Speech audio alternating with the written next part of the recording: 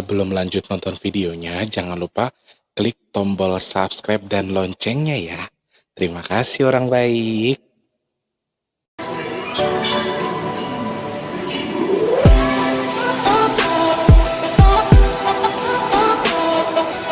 Assalamualaikum warahmatullahi wabarakatuh. Salam sejahtera untuk kita semua. Alhamdulillahirrabbilalamin.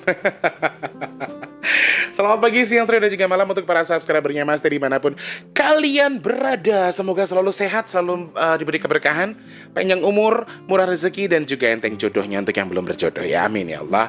Untuk yang sudah subscribe Mas Teh ataupun tidak, pokoknya yang suka nonton video ini saya doakan mudah-mudahan selalu berkah, selalu diberikan panjang umur, sehat selalu.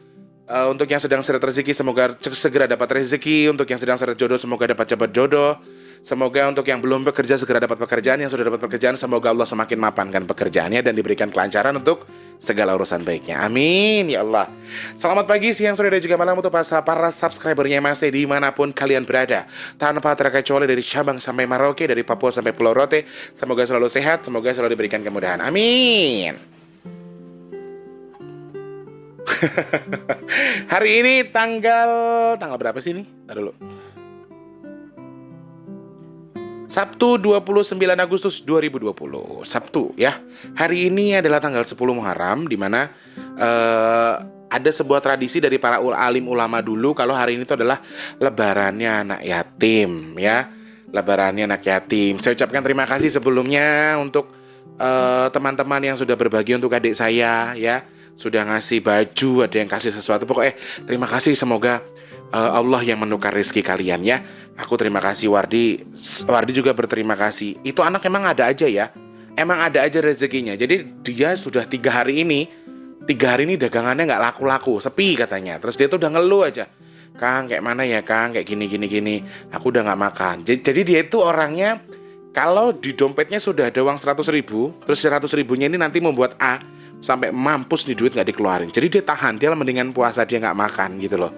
Kadang dari kemarin 3 hari dia sudah ngeluh, piye Yole kan terus juga lagi nggak punya duit. Terus dia ngomong jamnya rusak lah, inilah itulah. Ternyata memang Allah tuh selalu memberikan rezeki dia dengan ya, kalau misalnya 2-3 hari dia sepi, berarti Allah kasih rezeki dia gitu loh. Ada yang kasih baju kemarin, nih buat adiknya Mas Tulus karena besok adalah lebaran anak yatim. Dia ini begini gitu. Alhamdulillah pokoknya ya. Kalau dia habis ngeluh nih, pasti ada aja rezeki, entah nanti ke saya, ujung-ujungnya saya kasih ke Wardi. Emang ada aja yang seperti itu sih, alhamdulillah. Jangan lupa bersedekah ya teman-teman. Sebenarnya sih bersedekah ke anak yatim piatu itu tidak ada mengkhususkan. Hanya saja alim ulama banyak yang mentradisikan ini tradisi bagus kok, nggak masalah ya. Jadi ini adalah lebaran anak yatim. Kalau kalian memiliki tetangga ataupun siapa yang sering kalian urusi, entah itu anak yatim atau piatu, kalau memang kalian punya rezeki lebih, ya diamplopin, diangpau berapa, atau dibelikan baju. Kebanyakan sih baju ya. Kalau di Jakarta sih lebih dominan baju kalau anak yatim, karena lebaran anak yatim kan, jadi mereka ngasih baju untuk anak yatim gitu. Kalau di Jakarta ya tergantung di daerah kalian masing-masing ya. Semoga kita jadi orang-orang yang beruntung yang selalu ingin bersedekah terhadap sesama. Dan sedekah itu sekali lagi bukan karena nominal, tetapi sedekah itu adalah kemauan, kehendak dari kita sendiri, mau atau tidak bersedekah, bukan karena jumlah. Berapapun yang namanya sedekah ya sedekah, bukan karena kalian punya atau tidak, bukan karena kalian kaya atau miskin, tapi sedekah itu adalah kemauan ya, kemauan kalian ingin memberi. Seperti itu kurang lebih teman-teman. Mas Teh mengucapkan terima kasih banyak sekali lagi untuk teman-teman yang sudah sering berbagi juga ke Mas Teh makanan, subhanallah. Mama Ita juga terima kasih, semalam bisa buat sahur ya. Ada bakso, ada itu tuh Mak, itu yang aku nggak pernah ngerasain tuh yang namanya kacang itu loh, subhanallah. Itu kacang pasti mahal ya Mak. Kacangnya enak banget ya Mak. Aku makannya dua, tak taruh lagi, orang makannya enak banget tau. Aduh, sampai ditahan-tahan makannya ya. Terima kasih banyak pokoknya untuk yang selalu care sama Mas Tulus ya. Ada yang kasih makanan, ada yang kasih roti, Mas Teh bagikan lagi, kasih parfum. Pokoknya semuanya lah, Allah mudah-mudahan membalas kebaikan kalian. Ada yang memberi tapi tanpa mau tahu tuh juga ada. Banyak yang ngasih Mas Teh itu misalnya dia udah ngasih tapi dia diem aja, dia nggak ngasih tahu gitu loh. Cuma Mas Teh tahu, ya wes. Kalau Mas Teh sih cuma bisa gimana ya? Ya Allah, mudah-mudahan kalian yang berniat sedekah, yang memang kalian niatkan hanya kalian dan Allah saja yang tahu ya. Mudah-mudahan Allah ijabah segala cita-cita baiknya, Allah tambahkan rizkinya lebih melimpah, dan Allah sehatkan badannya. Amin ya Allah. Jadikan usahanya berkah barokah. Amin. Jadi ternyata banyak sekali yang kadang-kadang tuh ngasih tapi mereka nggak mau konfirmasi, malahan emang sengaja wis biarinlah urusanku dan Allah. Ada yang seperti itu ya. Kita doakan bersama-sama, mudah-mudahan yang seperti ini nih, ya kan Allah selalu berpesan, sembunyikan ibadahmu sama halnya ketika kamu menyembunyikan aibmu. Jadi ya buat saya ya betul, memang untuk amal jariyah ataupun beramal itu tidak harus kita umbar, tidak harus kita kasih tahu bla bla bla bla. Kalau memang kita mau ngasih, misalnya kita ngelihat nomor rekening masjid di pinggir jalan, kita mau kasih, sudah transfer saja. Saya rasa Allah pun tahu, dan meskipun uang yang kita kirimkan di masjid tadi itu mungkin diselewengkan oleh panitia masjid, dikorupsi dan lain sebagainya, itu urusan dia dan Allah. Dan kita pun beramal urusan kita dan Allah. Jadi ketika kita sudah mentransfer sejumlah uang untuk membangun masjid, ya berarti secara tidak langsung Allah juga memberikan pahala sesuai dengan niat apa yang sudah kalian sumbangkan tadi. Begitu teman-teman ya. Oke. Selamat pagi, siang, sore, dan juga malam untuk yang ada di Papua tanpa terkecuali. Sehat selalu, semoga berkah barokah untuk yang ada di Timika, Merauke, Jayapura, Freeport, kemudian ada di Sulawesi, dari Makassar, Palu, Kendari, kemudian Manado, Ambon, Maros, Polewali Mandar, Pulau Selayar, kemudian ada mana tuh yang kemarin? Aduh, aku lupa. Aduh, Sulawesi pokoknya deh. Yang suka ada lulu-lulunya itu Kendari kalau nggak salah ya, lulu ya. Terus yang ada di Pulau Kalimantan, yang ada di Balikpapan, kemudian Pasir, Pontianak, Banjarmasin, Bontang, ya semuanya tempat terkecuali yang ada di pupuk apa namanya ya? Itu deh, pokoknya di pabrik pupuk yang ada di Kalimantan. Salam buat bapaknya Stella di sana ya. Alhamdulillah, semakin istiqomah ya Mas. Amin ya Allah. Lalu untuk yang ada di Sumatera, dari Medan, Padang, Jambi, Bengkulu, kemudian Lampung, Lubuk Linggau, Sumatera Selatan, terus untuk yang ada di Bangka Belitung, Pekanbaru, Riau, semuanya yang ada di sana tanpa terkecuali ya, tanpa terkecuali. Lalu untuk yang ada di Pulau Jawa, dari Jakarta, Depok, Bogor, Tangerang, Bekasi, Cikarang, Cikampek, terus juga untuk Karawang, kemudian Bandung, ada Cirebon, Tegal, terus Cilacap, halo yang punya Tegal. Lalu untuk yang ada di Semarang, terus di Kendal, di Rembang, Wonogiri, Klaten, Sragen, ya Sukoharjo. Lalu untuk yang ada di Solo, Boyolali, ada Jogja, kemudian Malang, Jombang, Gresik, Tulungagung, Ponorogo, Ngawi, terus tadi Blitar belum, Blitar, Pati. Ya Allah Bu Endang, aku sering lewat kalau Pati ya. Surabaya, kemudian yang ada di Madura juga, kemudian dan juga Banyuwangi. Aduh, udah semua belum tuh? Udah pokoknya ya. Lalu untuk yang punya Malaysia, kemudian Singapura, Singapura, Taiwan, Taipei, kemudian Hong Kong, Macau, Arab Saudi, yang ada di Jeddah, juga di Qatar, di Los Angeles, kemudian yang ada di Jerman, di Swiss, dan juga di Sydney. Buat kakakku yang punya Brunei Darussalam, juga buat Kak Ajija bersama abang juga, semoga selalu diberikan keberkahan, kesehatan selalu, amin ya Allah. Kita mau bahas apa ya kira-kira ya? Mas Teh tuh buta hari ini. Gak ada yang mau dibahas, gak ada yang mau diapa-apain, tapi Mas Teh gak tahu, tapi Mas Teh pengen syuting aja. Padahal video yang kemarin itu masih banyak yang belum Mas Teh tayangkan ya. Ada 3 video lagi yang masih pending dan sudah Mas Teh upload tapi belum Mas Teh tayangkan. Masih menunggu jadwalnya sesuai dengan nomor urutnya ya. Tapi Mas Teh sudah bikin lagi video yang baru kali ini. Karena edisi khusus apa? Edisi khusus. Oke, ada sebuah pertanyaan yang kemarin masuk ke Mas Teh. Ini pertanyaan lagi dari kalian. Lagi-lagi pertanyaan dari kalian ya. Tentang Tar dulu sebentar ya guys. Aku lupa ya. Tuh, sebentar ditunggu.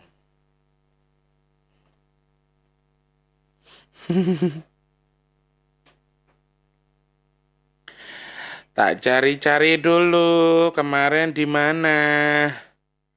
Catatan.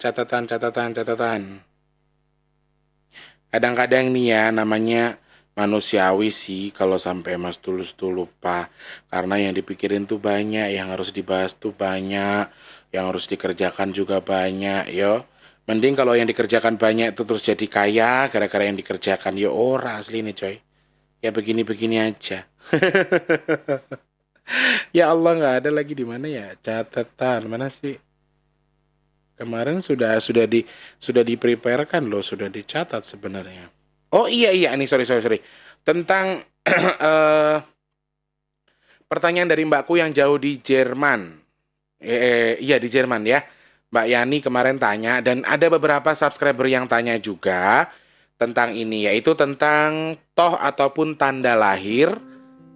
Betulkah tanda lahir itu bisa ditinggali ataupun disusupi bangsa jin ataupun khodam ataupun ilmu leluhur, betulkah kalau misalnya toh ataupun tanda lahir itu adalah tempat bersemayamnya para khodam yang dikirimkan leluhur? Jawaban saya ya.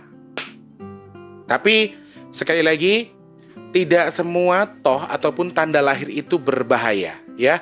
Tidak semua. Ada yang berbahaya tetapi ada yang tidak. Karena tanda lahir itu sebenarnya sebagian besar adalah sebuah simbol, sebuah simbol kalau kita itu sebenarnya ada sesuatu yang khusus yang sengaja Allah jadikan ciri ke orang-orang lain kalau kita ini spesial, dan Mas Teh juga punya tapi di bagian sebelah sini ya, sebelah ini kiri, ada pundak di sebelah kiri. Makanya orang tua dulu suka bilang gini, waduh lele kamu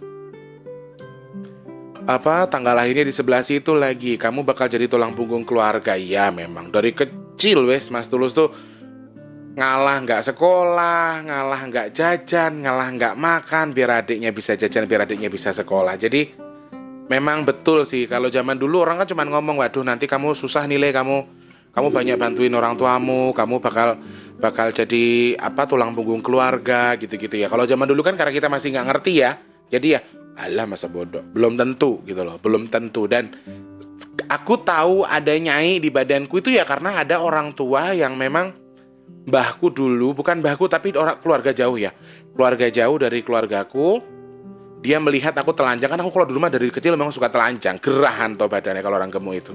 Aku telanjang dan mbah itu bercakap, dia tuh bilang, wah enek nawang wulan kui, gitu kata dia. Jenengku Tulus batu nawang wulan tak gituin. Orang aku sih tak ngomong kayak gini. Aku kan dari itu kecil dulu dan aku belum nyambung, aku belum mengerti. Apa toh bah maksudnya gue lo tohmu neng buri lo gitu, tanda lahirmu itu loh. Jadi di tanda lahirku itu ada khodam, ada tanda lahir kecil di bagian belakang pundakku itu dan kecil sekali. Dan memang kebanyakan kalau orang tanda lahirnya di sebelah kiri pundak ya, di sebelah kiri pundak berarti dia memang akan jadi tulang punggung keluarga, dia akan banyak beban yang dimana bebannya itu bisa bermanfaat buat orang banyak. Kalau bagi saya meskipun kondisinya dibilang, ya susah lah orang jadi tulang punggung keluarga. Kalau bagi saya enggak apa-apa, enggak masalah. Yang terpenting saya berguna buat orang. Kalau saya tuh kayak gitu ya, meskipun orang bilang ya kamu tuh dari dulu enggak pernah mikirin dirimu sendiri sampai kamu belangsak, keluargamu pada jadi semua, pada nikah semua, tapi kamu belum apa-apa, kamu masih belangsak aja gitu loh. Kalau buat saya ya nggak masalah soal itu gitu loh. Yang terpenting saya tidak merugikan orang, saya tidak mengganggu orang, dan saya pribadi tidak merasa terbebani kok dengan itu gitu loh. Dan ya masa bodoh, emang Allah ngasihnya begini gitu aja kalau aku. Ya saya rasa yang penting saya berguna. Ya Allah nanti akan memberikan hitungannya toh. Allah pasti menghitung, oh Tulus ini berguna atau tidak. Jadi tulang punggung keluarga ini apa sih manfaatnya, dan nanti Allah yang akan menilai itu, bukan kalian ya. Jadi saya tidak peduli dengan penilaian kalian, meskipun kalian bilang, Tulus tuh dari dulu budak keluarga, Tulus dari dulu dia tuh nggak pernah jadiin orang terus, tapi dirinya sendiri nggak jadi. Aku masa bodoh dalam hal itu ya. Kembali ke komunikasi dengan mbahku yang waktu itu. Kan dia lagi duduk ngerokok di depan sama bapakku almarhum dulu waktu masih ada, terus lagi ngerokok di depan, terus dia tuh sebenarnya ngomongnya nggak sama aku. Awalnya nggak ngomong sama aku. Pas aku suka telanjang pakai celana pendek kayak gitu. Kalau nggak kaos kutang doang. Kalau di rumah kan kayak gitu ya. Terus dia ngomong gini, weh Sam ki Tulus ki besok dadi wong iki. Gitu. Dadi wong piye lo Pak? Nanti dia iso ngewangi wong umurnya selawe dhisik. Tapi kon sering-sering poso neton, kata mbahku gitu. Nanti di usia 25 tahun dia bisa bantu orang, kata bapak. Kata mbah itu begitu. Tenane, kata bapakmu kan kayak gitu. Terus aku sih cuma denger-denger aja, aku kalau aku sih gimana ya, karena aku sendiri tuh nggak karena aku sendiri tuh, ini temanku yang baru ini ya, dikit-dikit ngasih kembang, kerjaannya nyolongin kembang, entah dapat dari makam apa dapat dari mana nggak tahu. Ini tuh kapan-kapan kita ulas tentang dia ya. Kita kapan-kapan ulas soal dia. Nah, eh pas habis komunikasi, dia habis melihat aku keluar, terus aku duduk aku duduk di depan sambil mainan apa ya dulu sama Mijan sama Wardi, mereka juga masih kecil. Aku duduk kan telanjang dada, jadi aku menghadapnya ke sana, sedangkan mbah sama bapakku sebelah sini, aku di sebelah sini, aku menghadap ke sana, gitu ya. Terus dia tuh ternyata tiba-tiba nyeplos begini, "Oh, no Nawang Wulan kui," gitu kata kata si mbahku itu. Aku tulus lho Mbak Nawang Wulan, sampean ki ngomong opo? Tak gituin. Ora kowe, aku ora ngomong karo kowe kok. Lah sinten tak gituin. Iku lho seneng burimu, seneng anu awakmu kuwi. Sopo teh, Mbah? Ya kuwi ning tohmu kuwi gitu. Jadi aku taunya pun setelah dia berbicara, dan waktu itu aku belum bisa memahami siapa itu Nawang Wulan, siapa itu Nyai, gitu-gitu aku nggak ngerti. Dan setelah aku memahami, setelah besar aku baru sadar kalau Nyai itu dulu tinggalnya di tohku itu, di tanda lahirku itu. Dan yang dimaksud Mbahku Nawang Wulan itu ya si Nyai itu ternyata gitu loh. Dan aku kan nggak paham ya waktu itu. Dan Kerucil pun sering bilang kalau pas lagi deket aku tuh, dia tuh tiba-tiba kadang-kadang menjauh gitu. Itu temenmu marah sama aku, temenmu marah sama aku gitu. Jadi kalau pas si Kerucil ini ngajak main jauh, si Nyai ini marah mungkin ya. Cuman kan zaman itu pada masanya saya belum bisa melihat sosoknya itu seperti apa. Saya belum bisa mengerti kalau ada Nyai di badan saya gitu loh. Waktu itu saya belum mengerti, memahami soal itu. Jadi saya sendiri hanya ya wes lah gitu loh. Dilarang main berarti saya nggak boleh main gitu loh. Dan temanku Kerucil tuh sudah bilang, temanmu nggak boleh aku main sama kamu. Temanku sopo? Mamaku kan memang marahin. Jadi aku nggak pernah berpikir yang terlalu dalam waktu itu. Oh ya berarti aku ada jinnya di badanku. Terus enggak, aku nggak mikir kayak gitu ya. Berarti aku pikir, oh mungkin mamaku yang larang dia main, udah kayak gitu aja. Jadi akhirnya kita nggak main kayak gitu-gitu. Dan setelah berkomunikasi dengan si mbah itu bilang kayak gitu doang. Wes kowe besok ya akeh sing nyenengi le, kowe besok ya rada anu juga, kowe rada dikenal wong juga, kata mbahku kan gitu. Di zaman dulu kan aku nggak ngerti. Alah bodo amat lah. Terkenal apa? Zaman dulu aku tuh nggak tahu passionku apa, aku masih belum ngerti. Aku masih mainan sama adik-adikku, main kelereng, main gundu kan waktu itu. Jadi nggak ngerti, maksudnya saya sendiri tuh belum paham passion saya itu apa. Terus dia sering ngomong yang apa kui? Bapakku dulu dibilangin, anakmu itu besok kayak kayak apa sih, mentok. Tahu mentok nggak kalian? Mentok itu entok kayak bebek. Nah, terus engko dhek iso giring meri kuwi. Bocah kuwi pinter giring meri, dadi do nyenengi awake dhek gitu. Jadi aku tuh nanti diramalkan sama mbahku itu, aku bisa giring orang untuk berkumpul, kemudian mengagumi aku atau menyukai aku, atau apa namanya? Ya menyukai lah intinya begitu. Jadi aku tuh dianggap bisa menggiring meri. Meri itu anaknya mentok, anaknya bebek itu saya giring untuk berkumpul, kemudian mensupport saya. Jadi seperti itu. Dan memang terbukti dulu 2008 Mas T mulai belajar siaran, dan alhamdulillah memang dulu Mas T lumayan terkenal ya di kampung ya. Jadi betul kata mbahku, selang beberapa hari terus nanti dia tuh bisa nyanyi, dia iki pinter ngomong, kata mbahku kan gitu. Kata bapakku dulu gini, oh pada di dalang berarti anakku ya pak. No, ngomong sama mbahku tuh gitu, karena kan bapak sama mamaku tuh kan memang orang seni ya, orang kesenian. Saudaraku tuh ada yang kuda lumping, ada yang ketoprak. Jadi tuh kami tuh memang di lingkup kesenian. Keluarga besar kami lingkup kesenian. Dan sempat bapakku berpikir kalau aku tuh mau jadi dalang dulunya. Tapi anehnya kok kalau dia muter wayang kulit aku marah, aku jengkel, aku benci gitu loh. Dengerin lagu Campur Sari itu aku benci. Makanya bapakku, wong dhek lu ngrungokne wayang kulit we ra seneng gitu kan, ngomong sama mbakku. Wes to besok anakmu ki iso ngiring wong. Anakmu ki pinter ngomong, sok ki iso nulungi wong gitu-gitu. Zaman dulu sih saya hanya mendengarkan karena saya tidak tahu passion saya di mana, ya saya udah alah bodo amat. Karena kan nggak memahami juga. Dan saya baru ingatnya tuh ya setelah saya bisa mengenal Nyai, yang almarhum bapak saya meninggal 40 hari saya mimpi dikasih apa tuh jamu Jawa itu yang gambarnya wayang itu. Saya mimpi dikasih itu, baru esok harinya saya mulai bisa mengerti kalau oh iya, dan secara nggak langsung saya sudah memahami saja gitu loh. Oh iya, saya berdampingan dengan dia kok hidupnya selama ini gitu. Dan memang aku tanya, kamu tinggal di mana Mas dulu, Nyai? Aku bilang, aku tinggal di toh kamu atau di tanda lahir kamu. Oh di situ, aku gituin.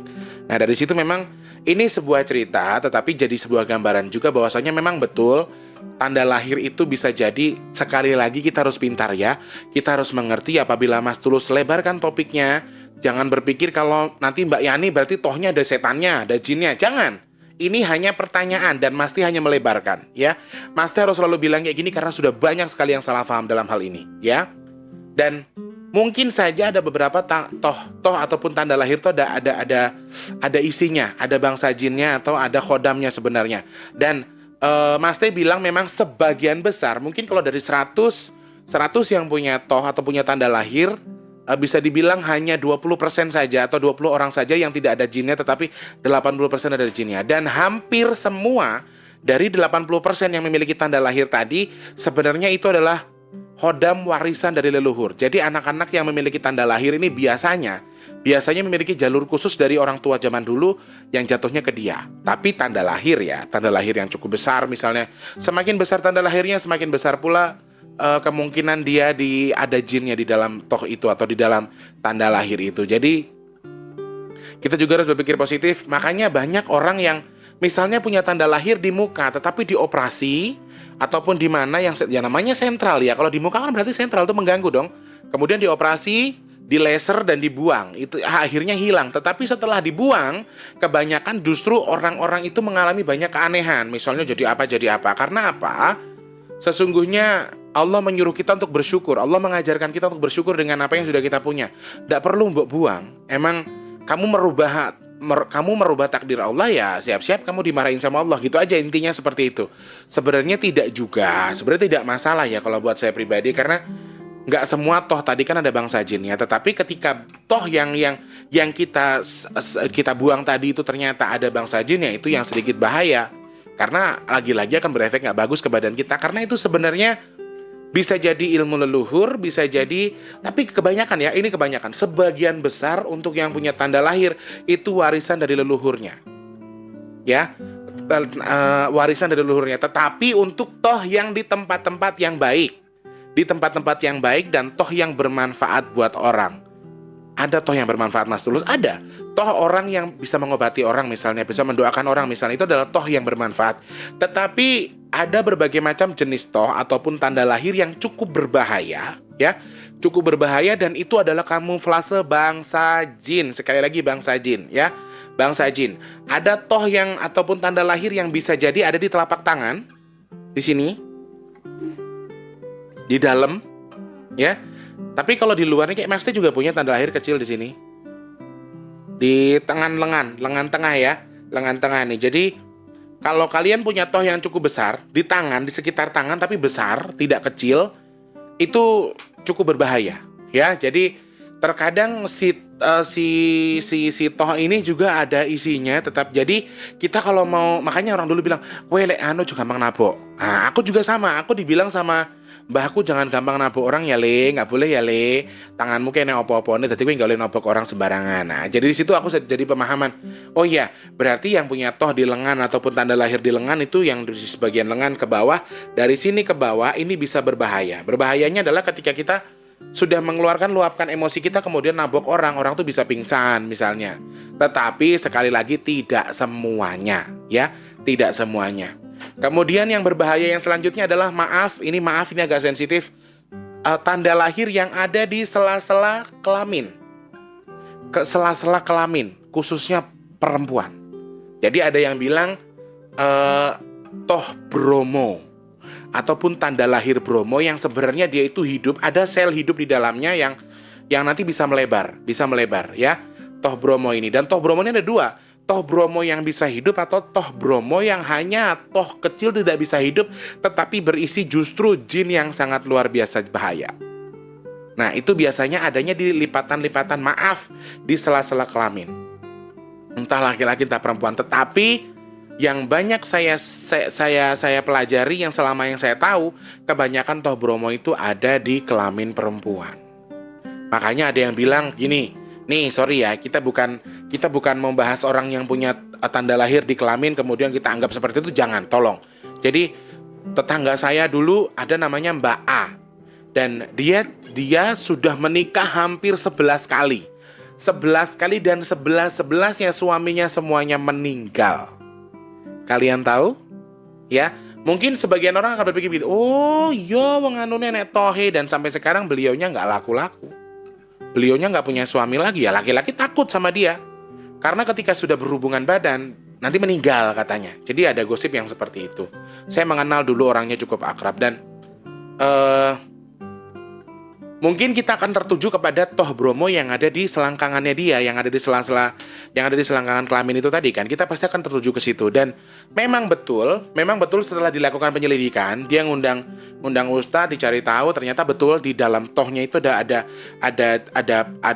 jin. Tetapi ini ya, kita perlu ingat dulu.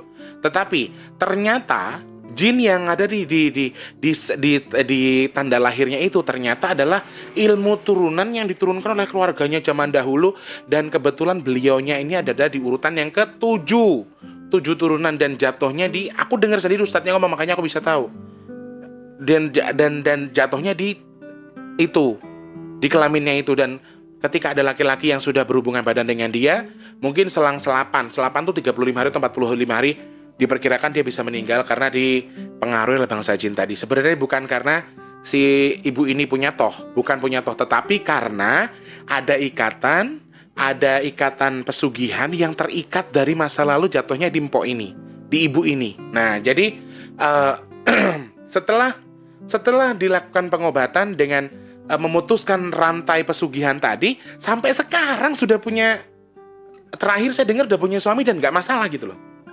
Tadinya nggak laku-laku, udah lama banget nggak laku-laku coy. Dan saya dengar terakhir sudah diputus untuk ikatan pesugihan tadi, jalinan pesugihan, dan akhirnya sekarang sudah menikah dan ya baik-baik aja, udah bertahun-tahun suaminya nggak ada apa-apa. Jadi kita tidak bisa mengakomodir perkataan orang dengan membilang kalau ada toh di selangkangan berarti kamu nanti punya suami cepat mati, kamu punya istri cepat meninggal. Misalnya, kita tidak boleh meyakini itu. Sekali lagi Mas T ingatkan, semua itu bersumber dari sini dan sini. Kita harus hati-hati dalam berbicara, kita harus hati-hati dalam berspekulasi.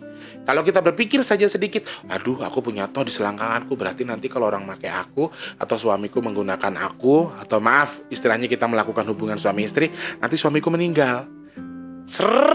Si jin ini udah serep masuk kepala kalian. Oh bener, tak bikin aja jadi kayak gini, biar aku dapat teman di neraka nanti. Nah itu, jadi kalian tetap harus berpikir positif saja. Lillahi ta'ala, minta sama Allah, berdoa sama Allah. Gak akan terjadi apa-apa, ya gak akan terjadi apa-apa. Banyak yang sudah punya toh di kelamin, tetapi mereka biasa-biasa aja. Banyak orang yang punya toh di muka, di laser, tapi mereka biasa-biasa aja. Karena sekali lagi tidak semuanya. Kan tadi Mas Teh bilang, memang sebagian besar semua tanda lahir itu pasti ada khodamnya. Tetapi di antara 100 mungkin 80. Jadi ada kemungkinan yang tidak ada khodamnya, tidak ada jinnya. Jadi kita tidak bisa menyatukan pemikiran kita kalau oh iya sama, semuanya sama. Oh iya sama, semuanya memiliki khodam. Oh iya sama, semua orang begini. Kita tidak bisa seperti itu. Karena sekali lagi, pemikiran kita itu adalah sebuah doa yang akan tersuges, masuk di kepala, kemudian tersuges di badan kita. Jadi tolong untuk berspekulasi setelah nonton video-video seperti ini, kalian harus lebih bijak lagi, harus mengerti lagi. Oh iya, manfaatnya begini. Jadi ketika kita sudah punya toh, ya kita jadi menyadari, oh saya punya toh nih di badan saya. Ya kalau memang ada jinnya, minta yang baik-baik aja. Kalau emang gak ada ya syukur. Udah gitu aja. Jadi jangan punya pikiran yang enggak. Saya punya tanda lahir berarti saya punya jin, saya hebat. Saya punya tanda lahir berarti saya punya kodam warisan leluhur. Ya jangan juga kayak gitu. Tapi memang hampir sebagian besar sih teman-teman saya yang memiliki toh ataupun tanda lahir di badan itu memang betul. Jadi pertanyaan Mbak Yani adalah benar atau tidak ketika ada jin yang bisa bersemayam di tanda lahir. Jawaban Mas Tulus ada dan bisa saja terjadi. Ya, itu sangat-sangat bisa dan sangat mungkin terjadi. Jadi sebagai gambaran saja Mas Teh sudah menceritakan apa yang Mas Teh alami, dan Mas Teh juga punya beberapa toh di sini, kemudian di kening juga ada tanda lahir kecil, andeng-andeng ya. Andeng-andeng dengan toh itu agak berbeda sih sebenarnya. Kalau ini sih kecil, andeng-andeng. Kalau misalnya andeng-andeng itu tai lalat kalau bahasa Indonesianya. Jadi ketika yang disebut tanda lahir atau toh itu besar yang minimal seginilah, minimal ukurannya tidak terlalu kecil seperti halnya itu. Dan saya punya di pundak sebelah kiri, di sebelah sini. Dan sekali lagi kita ambil jalur tengahnya saja. Kalian punya toh, kalian punya tanda lahir, ya berarti Allah menjadikan kalian orang pilihan, di mana ya orang lain gak punya toh, kita hebat dong, kita punya toh, kita punya tanda lahir. Gitu aja coy, diambil sesimpel mungkin. Kok orang gak punya toh tapi saya punya toh? orang nggak punya tanda lahir kok saya punya tanda lahir. Ya berarti emang Allah ngasih kamu kelebihan. Kelebihannya apa? Kelebihannya kamu punya, orang nggak punya. Itu aja dah, diambil garis tengahnya saja. Dan perlu waspada juga, perlu hati-hati juga. Jangan lupa dekatkan diri sama Allah. Kemudian ingat Allah terus. Dan jangan ikuti apa mau hati kamu. Karena ilmu leluhur ini, sekali lagi saya ingatkan, ilmu leluhur tidak semuanya bagus. Tetapi khodam yang datangnya dari leluhur sudah dipastikan, belum tentu bisa dipastikan kalau mereka tuh khodam yang positif. Tetapi saya rasa sedikit banyaknya kalau khodam dari leluhur biasanya arahnya ke positif. Karena zaman dulu untuk mendapatkan khodam itu kan nggak gampang. Mendapatkan khodam kemudian mengikut dengan badan kita, bisa turun di turunan-turunan kita nanti, itu bukan hal yang gampang. Jadi saya rasa kalau untuk menilai positif atau tidak, mungkin sebagian besar khodam ini akan positif. Tetapi sekali lagi kita harus berhati-hati. Tidak ada yang tidak mungkin. Karena jin ini pandai sekali berkamuflase. Mereka bisa jadi mengaku khodam, mereka bisa jadi mengaku A, mengaku B, mengaku penghuni, mengaku saya tolong, mengaku ditolong, mengaku A, mengaku B, leluhur, kemudian jebret ikut kita. Padahal bukan. Itu yang harus hati-hati ya. Itu yang harus betul-betul paham. Dan banyak orang yang terkecoh dengan khodam ataupun jin yang mengaku dia perempuan kok. Bukan, padahal laki-laki. Nah ini yang harus betul-betul kita pahami, ini yang harus betul-betul kita telah, kita pelajari bersama. Sekali lagi kembalikan kepada Allah Subhanahu wa taala. Apapun yang diberikan Allah kepada kita itu adalah anugerah dari Allah. Meskipun ada tanda lahir, meskipun ada jinnya sekalipun, ya itu anugerah dari Allah, itu pemberian Allah. Tujuan Allah pasti ada untuk kita. Dengan memberikan itu pasti Allah memberikan tujuan yang ya kita nggak pernah tahu apa tujuannya.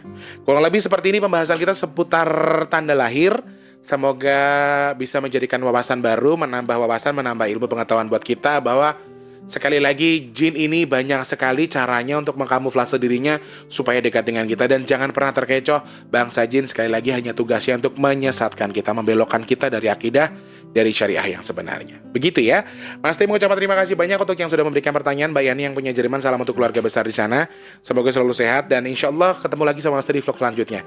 Untuk yang punya kritik dan saran boleh langsung kritik saja di komentar ataupun di Instagram @bigtulus_bp2. Sekali lagi untuk yang ingin berkonsultasi dengan Mas Tulus, pengen ngobrol, tidak bisa langsung telepon ya. Tidak bisa langsung telepon. Bisa DM dulu, ketik dulu atau voice note saja. Kalau sudah ada waktu pasti Mas Teh jawab ya.